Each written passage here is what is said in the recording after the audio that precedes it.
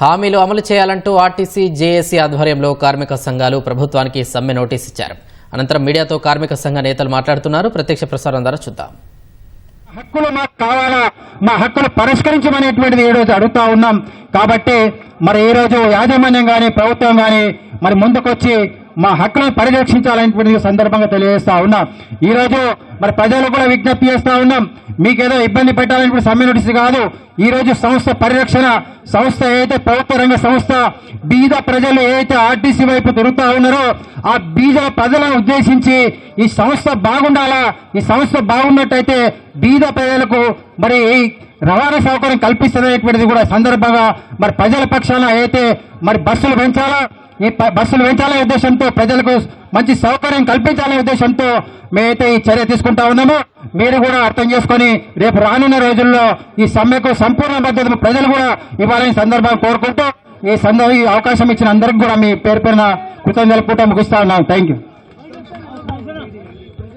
JAC JAC JAC RTC కార్మికుల ఐక్యత, RTC కార్మికుల ఐక్యత.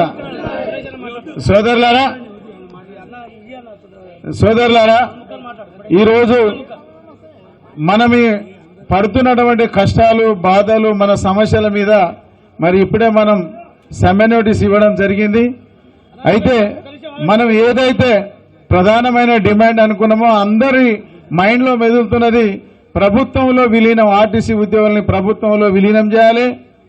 తర్వాత 2021 సంబంధించిన పే స్కేల్ ఇవ్వాలి.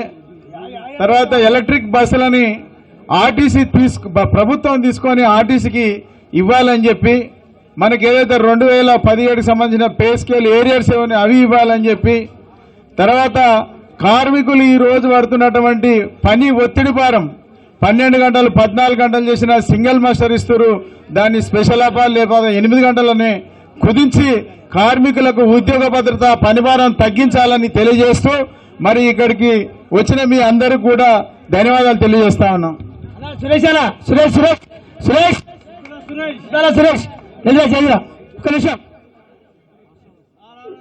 ఇప్పుడు మన జేఏసీ కో-కన్వీనర్ మన సుద్దాల సురేష్ గారిని ఒక నిమిషం మాట్లాడవలసిన దయచేసి సహకరించాలి.